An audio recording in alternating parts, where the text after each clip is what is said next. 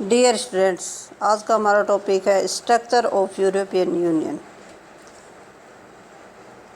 1967 तक यूरोपीय आर्थिक समुदाय की कई महत्वपूर्ण संस्थाएं अपने अपने क्षेत्र में अहम भूमिका निभा रही थी। फिर भी इस बात की आवश्यकता महसूस हुई कि एक शक्तिशाली यूरोपीय संगठन की स्थापना की जाए। इसी उद्देश्य को लेकर 1986 में एकल यूरोपीय एक्ट पारित किया गया और 1991 में यूरोपीय देशों के मध्य मास्ट्रिक्ट शिखर सम्मेलन हुआ, जिसमें यूरोपीय राष्ट्रों के एकीकरण की दिशा में एक भारी प्रयास किया गया। इस संधि में 12 राष्ट्रों के राष्ट्राध्यक्षों ने हस्ताक्षर किए, यूरोपीय संघ की स्थापना की और इस संधि की निम्नलिखित संस्थाएं हैं। नंबर 1 है यूरोपीय संसद। यूनियन संप्रभु राज्यों का संघ है, फिर भी इसकी अपनी एक संसद है। संसद के सदस्यों को 15 सदस्य देशों की जनता प्रत्येक चुनाव से निर्वाचित करती है। इसके सदस्य 5 वर्ष के लिए चुने जाते हैं। यूरोपीय संसद में 626 सदस्य हैं, जिनमें 99 सदस्य जर्मनी से, 87 ब्रिटेन से और 87 फ्रांस से तथा 87 इटली से चुने जाते हैं। स्पेन की जनता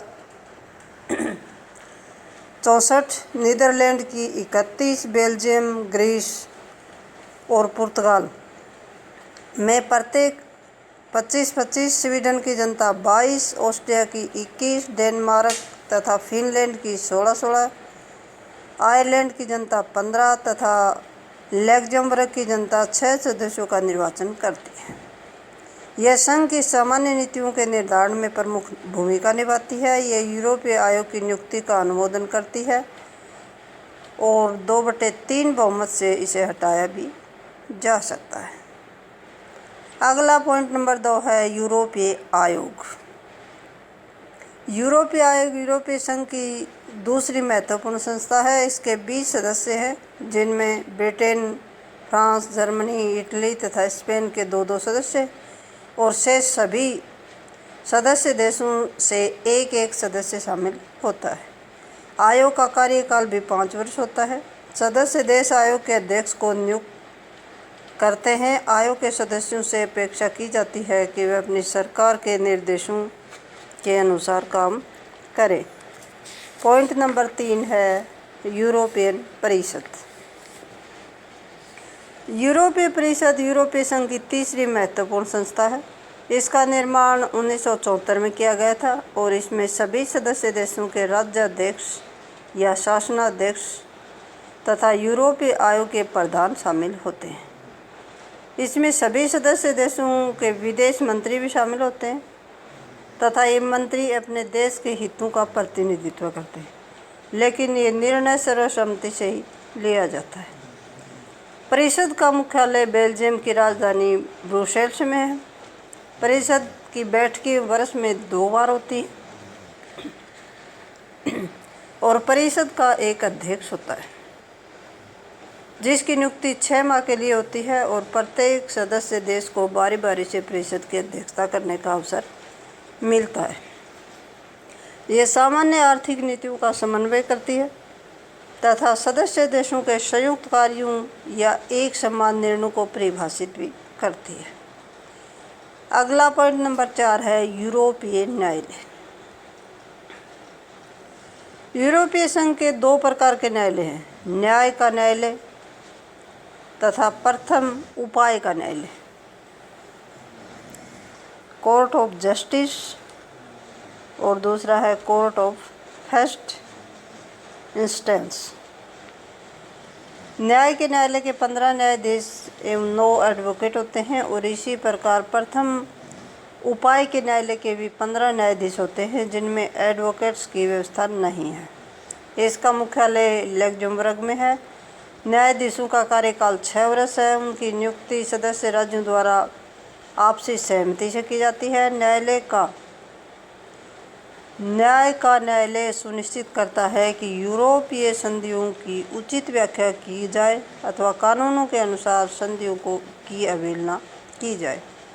प्रथम उपाय का न्यायालय व्यक्तियों तथा व्यापारिक संस्थाओं द्वारा प्रस्तुत मामलों की सुनवाई करता है, परंतु इसके निर्णय के विरुद्ध की गई अपील का निपटारा भी न्याय का न्यायालय ही करता है। पॉइंट नंबर 5 है लेखा परीक्षकों का न्यायालय।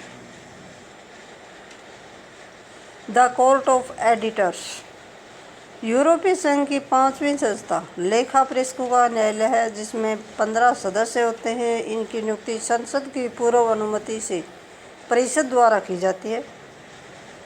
इसका एक अध्यक्ष होता है और इसका निर्वाचन स्वयं उसके सदस्यों द्वारा किया जाता है। यह संघ लेखा परीक्षकों की एक संस्था है जिसके पास कोई विशेष अधिकार नहीं होते। इसका केवल मात्र कार्य संघ द्वारा एकत्रित धनराशि के व्यय का नियंत्रण होता है और ये संघ यह सुनिश्चित करता है कि संघ का वित्तीय प्रबंध कुशलतापूर्वक ढंग से चल रहा है या नहीं। पॉइंट नंबर 6 है आर्थिक एवं सामाजिक समिति। इकोनॉमिक एंड सोशल कमेटी 222 सदस्यों वाली यह समिति एक परामर्शदात्री संस्था है, जिसमें तीनों समूह मालिक, श्रमिक व कृषक तथा सलाहकार आदि के प्रतिनिधि होते हैं। सामाजिक व आर्थिक विषयों पर कोई निर्णय लेने से पहले इस समिति से परामर्श लिया जाता है। इस समिति द्वारा प्रतिवर्ष लगभग 170 निर्णय लिए जाते हैं। पॉइंट नंबर 7 है यूरोसा। ये लोक सेवकों की एक संस्था है जिसे यूरोसा के नाम से जाना जाता है। इसका मुख्य कार्य परामर्श देने का है। इसका मुख्यालय ब्रुसेल्स में है। इसकी नियुक्ति यूरोपीय संघ के मुख्यालय में होती है। उन्हें अप्रभावशाली लोक सेवक भी कहा जाता है। अधिकांश यूरोसा कोयला इस्पात विशेषज्ञ होते हैं, लेकिन कुछ अन्य विषयों के विशेषज्ञ भी उनमें शामिल कर दिए जाते हैं। अगला पॉइंट नंबर 8 है यूरोपीय निवेशक bank. The European investment bank. इसकी स्थापना EEC संधि के साथ हुई थी और एक बोर्ड ऑफ गवर्नर्स इसका संचालन करता है। ये बोर्ड के सदस्य देशों द्वारा मनोनीत व्यक्ति होता है। विभिन्न प्रोजेक्टों को धन देकर समूह के हितों की रक्षा करके तथा साझे बाजार में संतुलन विकास के लिए कार्य करना इस बैंक का मुख्य उद्देश्य होता है।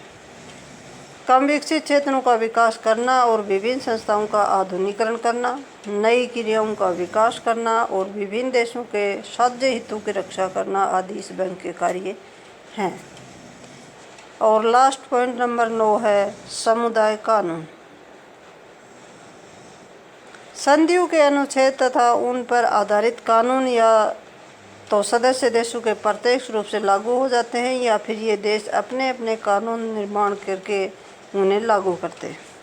ऐसे कानून तथा उप कानून सभी सदस्य देशों पर आवश्यक रूप से लागू होते हैं और इसके अतिरिक्त परिषद तथा आयोग अपनी सिफारिशों तथा विचार भी दे सकते हैं। अब आता है निष्कर्ष। उपरोक्त संगठनात्मक परिवर्तनों के परिणाम स्वरूप यूरोपीय संघ का लगातार विस्तार हो रहा है। प्रधानमंत्री चर्चिल ने एक संयुक्त राज्य यूरोप की कल्पना की जो सच हो चुकी है। विश्व युद्ध के बाद यूरोप कई भागों में विभाजित था, उनका एकीकरण हो चुका है। पश्चिमी यूरोप में एक ऐसी नई भावना का विकास हो चुका है जो एकीकरण और सहयोग का मार्ग प्रशस्त कर रही है। यह सहयोग आर्थिक, सैनिक एवं राजनीतिक सभी क्षेत्रों में नए आयाम खोल रहा है। आज यूरोपीय संघ एक उच्च स्तर की आर्थिक शक्ति बन चुका है।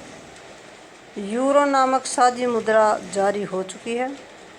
साझी सुरक्षा पर सहमति बन चुकी है। यह संघ यूरोप के देशों को आर्थिक सहायता देकर उन्हें भी यूरोपीय संघ में शामिल होने का न्योता दे रहा है। इसके सदस्यों में लगातार बढ़ोतरी हो रही है। अब यूरोप के सभी क्षेत्रों में एकीकरण की प्रक्रिया आरंभ हो चुकी है। अतः यह आशा बन चली है कि भविष्य में यूरोपीय संघ और अधिक शक्तिशाली संगठन होगा और ये स्थिति 21वीं शताब्दी के लिए एक शुभ लक्षण कही जा सकती है। Thank you.